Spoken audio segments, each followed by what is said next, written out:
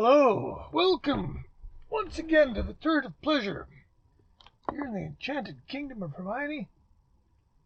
I am your host, Zip Gunn, the Lord Chamberlain of the Enchanted Kingdom, and today I'm going to tell you about, well, the Empress and I went on a little bit of a road trip yesterday to the fabulous city of Totems, Duncan B.C, which is actually quite a pleasant ride on a sunny day in an Abarth 500, which is what we were doing. And we, just for the hell of it, just to get out of town and relax a bit, we decided to hit all of our favorite thrift stores. Yes, of course we did. And we hit, I wonder how many, I didn't actually add this up, but we hit the Salvation Army in Mill Bay, which yielded a few good ones. The Salvation Army in Duncan, the Bibles for Missions in Duncan, the Unbelievable Good Neighbors in Duncan, the Sassy Lion in Duncan, and I also hit a sort of a collectible slash record store slash. They have a bin of cheap CDs in the back. I even found a couple there. And I got them all mixed up. I can't remember which ones I got where. So I'm just going to go through them in type of music. Let's do it that way, just for whatever reason. So first one I got here. Now these were no more than $1 each, and some were less. I got about 24 here. They were, maybe I paid $20. I found Hamlet, Ennio Morricone soundtrack. I will buy anything by Ennio Morricone. I think he's great. Warner Brothers, I don't know what year this is. This is fairly recent, I think, by Morricone standards.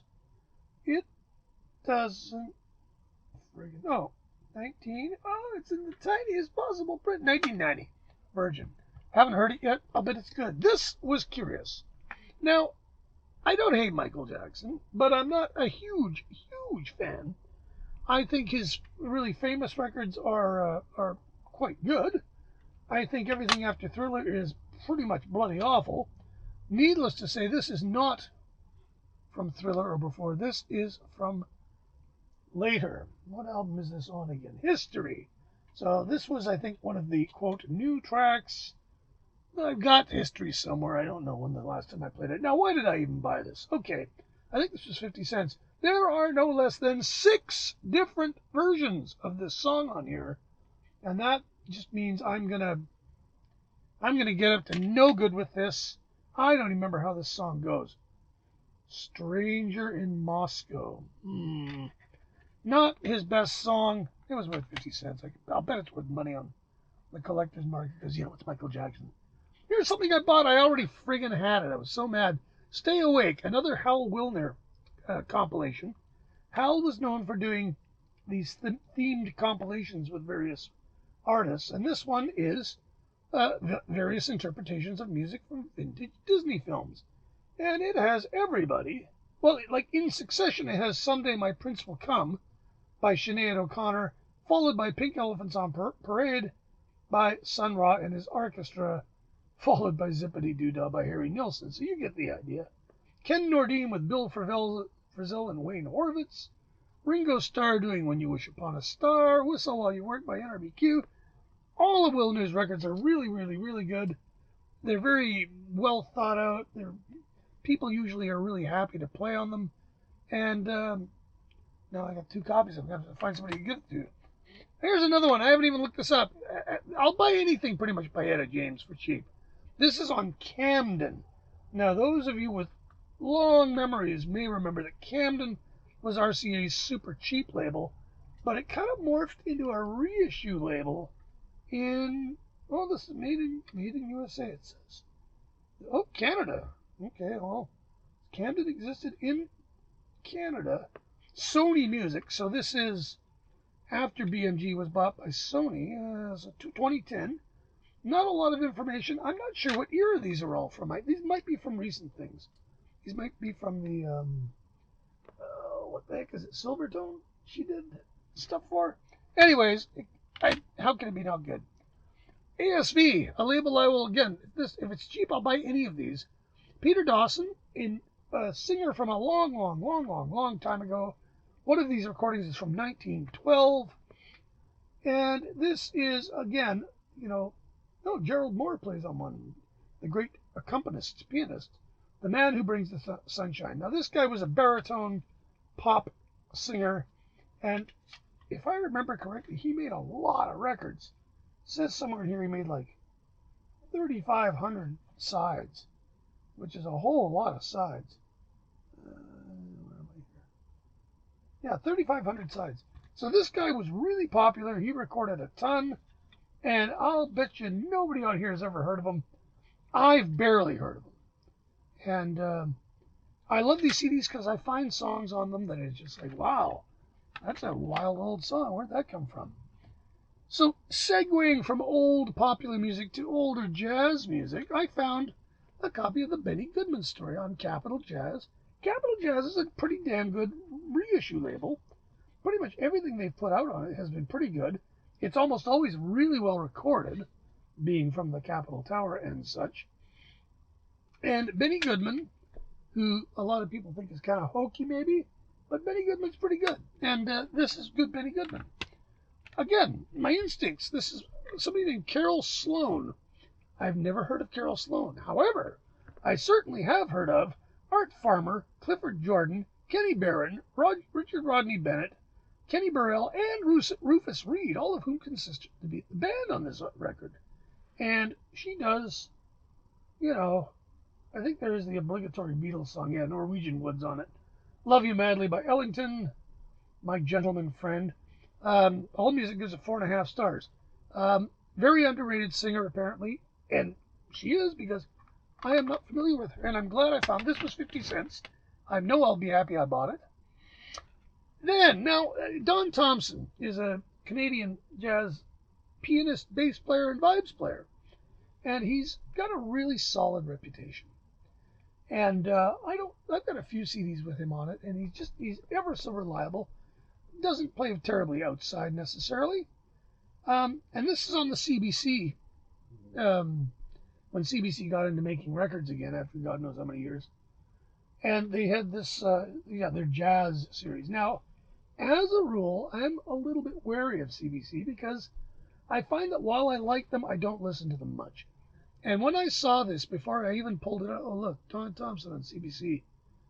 Well, I said I'll buy it if it's got somebody I like Phil Dwyer on saxophone. Oh look, Phil Dwyer's on saxophone. Okay, I guess I have to buy it.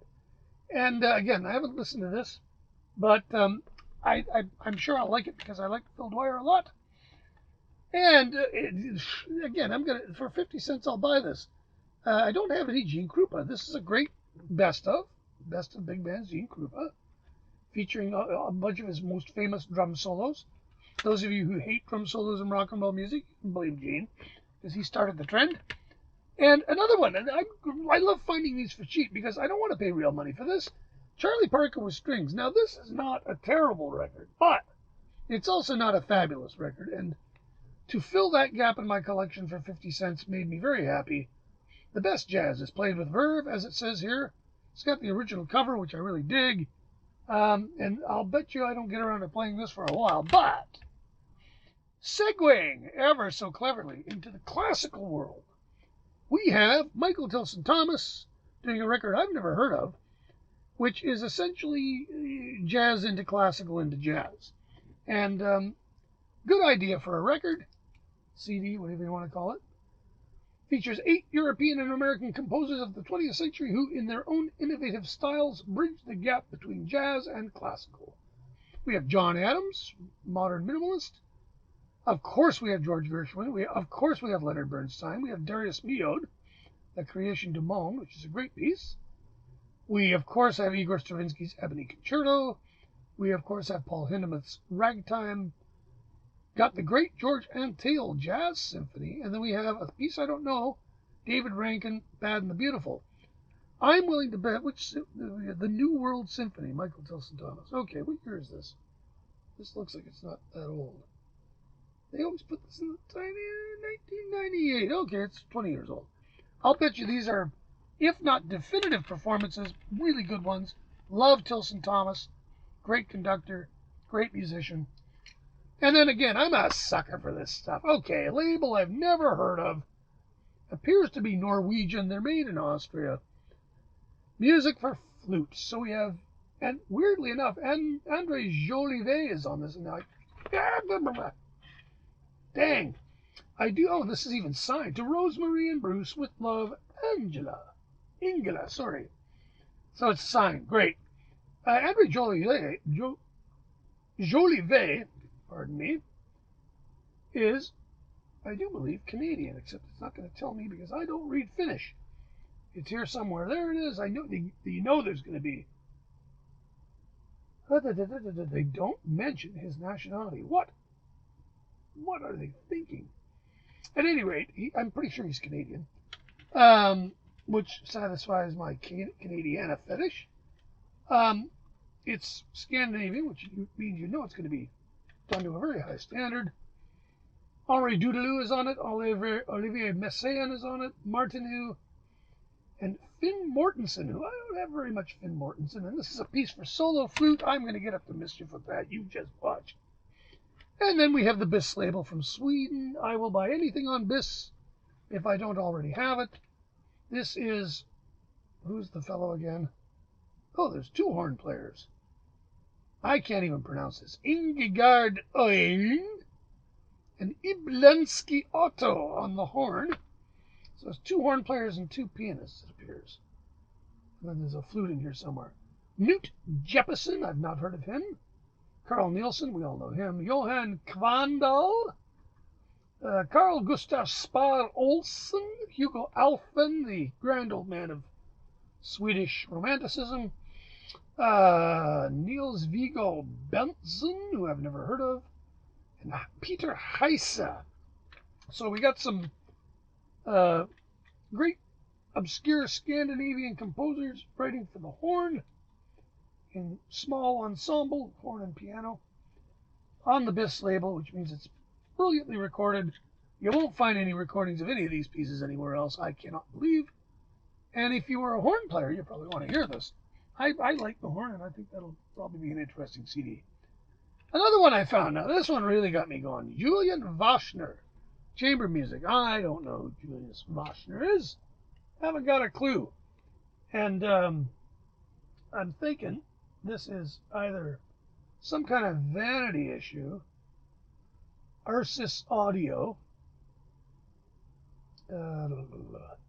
but it features his string quartet, and I will buy a string quartet by anybody for 50 cents. He looks like a pretty serious fellow, and so I got a funny feeling this is either he put this out or a friend put it out or something. Be interesting to see what that's like. I have the LPs of this, but this is one of those fancy new remastered Deutsche Grammophon. What do they call this series? Centenary collection. Michelangelo was a real mysterious guy. Didn't make a lot of records. Very prickly when he played live. You know, one of those sort of diva type pianists. But he's also really great, and few people play Debussy as well as he does. My records are old and scratchy, and now I have a brand new CD of it. Good for me. Next, we have yet more Canadiana. We have Joseph Haydn being performed by the Toronto ensemble Tafelmusik, who are absolutely great. Bruno Weil is conducting it. We get 3 of his symphonies, 50, 64, and 65. I can't keep track of all my Haydn symphonies, but I might even have this already. In fact, it wouldn't shock me, because I'll buy anything by Tafelmusik. God, it's catching up to me. Wait a second, I'll fix that. Okay, I'm a sucker for early music, especially if it's really well recorded. We have Il Giardino Armonico, which I'm assuming is the ensemble. I barely looked at this before I bought it, but it's on Teldec, 2001. It's got Bach, Albinoni, Vivaldi, Albinoni, Marcello, Telemann, Pachelbel. Oh, they do the canon. Okay, I didn't see that. Purcell, Handel, Albinoni. This is almost certainly very easy on the ear. It's probably very, euphonious. That's the word Buddy was talking about in his Digital Disease video. For 50 cents, I'll buy it. A Kurt Weill CD that I don't have. I will buy anything by Kurt Weill. I really like his classical music, if you will. And this is not so much as classical music. It's sort of a ballet with song, 7 Deadly Sins. And he also does little three-penny music, which I think is sort of a suite of three-penny opera stuff. Once again, Michael Tilson Thomas. You know it's good. Michael's always good. Now we get two. These two are really neat. I have a record from a million years ago, from 1982, I think, by this fellow David Hikes. Now, this guy is a overtone singer, and there's a lot of spiritualism and not in his work. But the bottom line is these guys can make more than one note using their voice. And apparently they recorded this record in a gigantic cistern not too far south from here. And I haven't played it, and I'm looking forward to it because it's got 44 seconds of delay in the cistern. And this is him doing a variety of pieces of harmonic singing. On one of them, there's a dobro. I'm sort of anxious to hear that one. There's a couple with what I'm assuming is fairly minimalist percussion. The original record he put out on Harmonium Mundi was called the Harmonic Canon, and it was pretty popular. I played it in the record store I owned at the time, and a lot of people bought it because it's very peaceful. If you want to meditate or chill out and just kind of, be one with the universe, and I'm only saying this half sarcastically because you really will. And then I found this. Now, this appears to be more of an instruction manual, but it's from Holland. And like all things from Holland, $23.50 this was new. Who knew? Well, not where I got it. It was 50 cents. And this features a booklet all about harmonic singing. I'm assuming these people are Dutch. Henk Verscher. Yeah, that's Dutch, all right. And what they give you a CD of music using these techniques. But the part I really think is cool is they also give you a 3-inch CD of do-it-yourself, sort of an instruction thing. And my problem is currently I don't have anything that plays these little CDs, and I've lost my thing that you use as an adapter. So I can't play it right now, but I can't wait. And stuff like this I love it. All of us record collectors love stuff like that. We are all suckers for it. There he is, Vincent Roeruk, while he sings. It's easy to make fun of this stuff, but it's actually pretty damn good. And I am going to select the moment I debut these CDs here very carefully, because playing them at the wrong moment, I'll just think they're not very good. Finally, in the old classical music, we got Hummel. Now, Hummel is, I think, best known for his trumpet concerto. But this is two of his piano concertos. Stephen Huff, English Chamber Orchestra. What's not to like? This is going to be, well, look at that gramophone. If gramophone likes it, then it's got to be just great. For $1, I'll buy anything on Chandos. Hummel, I don't have it. Great.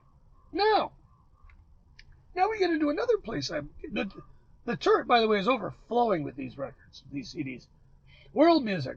Okay, there's the rough guide to world music. This one, the rough guide to Bhangra. You bet I'm going to buy it. I know I'm going to like it. I'll buy, the rough guide. There's the Hemisphere series. There's the Real World series. There's the UNESCO series. This is, and then of course there's, now this I have no idea, but it's on Elektra Nonsuch Explorer. Is it Electra Explorer? Electra Musician, the short-lived musician series. Now this doesn't look like your typical Electra, so it looks like something I might have licensed and brought it over here.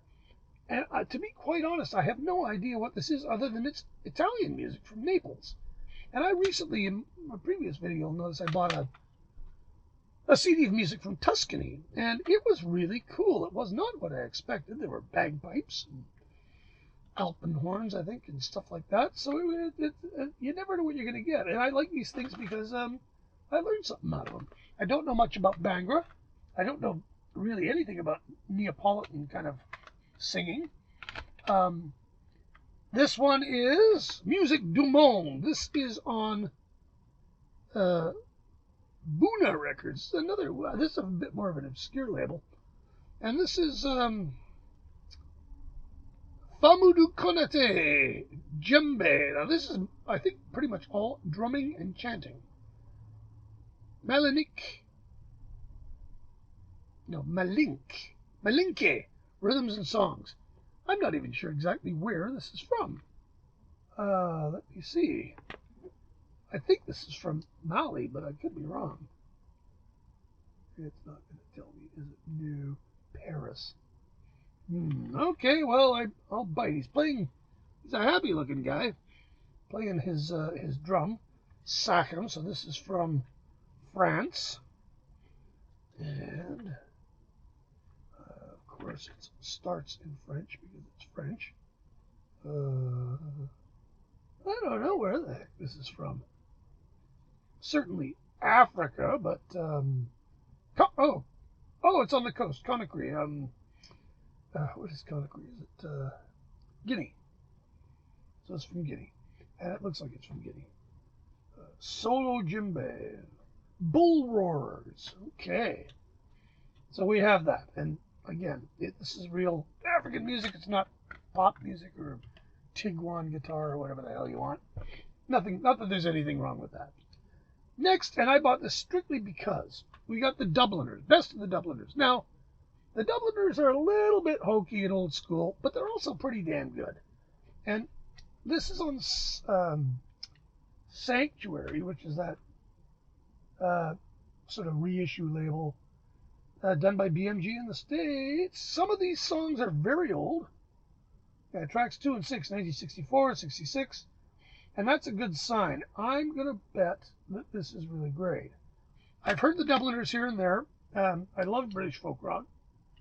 These guys kind of they're Irish folk is what they are, but English folk rock, learned a lot from them. And then finally, the cherry on top of all this is we were in the Sassy Lion, the Lion's thrift store in downtown Duncan, which is run by the nicest group of little old ladies you could ever hope to meet, squeaky clean and wholesome, and there in their CD rack, completely unbeknownst to them, was Satan himself. Yes, the first Derek and Clive CD, which absolutely cracked me up. I sat there laughing in the middle of the store. Everybody thought I was nuts. And my wife came over. It was so funny. And I said, should I tell the nice lady at the counter that the first song on this CD is entitled You Stupid Cunt? Maybe not. Or can I tell her that I want to hear the one called Havin' a Wank? So if you don't know anything about Derek and Clive, it's Peter Cook and Dudley Moore. They both had severe drinking problems, and in order to deal with this, they would occasionally appear as Derek and Clive, and they would do these unbelievably, they're often not even funny. I saw this bloke, having a wank. How's your mother? Oh, Joan Crawford. What's the one about Joan pulling lobsters out of Joan Crawford's bummo? It's incredibly crude. It's got some unbelievably bad language in it. It's truly silly. It's often not very funny. And this is the sound. I now have both of their Virgin records on CD, courtesy of the thrift stores. Thank you, thrift stores, because there's no way I'm going to pay real money for these. Yeah. And so there you go. Sassy Lion provided me with this terrible piece of filth. If only they knew. There you have it. Another thrift story for you. This time from the city of Totems. Thanks for watching. Don't forget to subscribe, hit the notifications, and hopefully I'll do more than just show you all the crap I buy in the thrift stores. But I take it as it comes, you know. So we might get some interesting project later. I don't know. Anyways, we'll talk to you soon. Take care of each other, and see you later.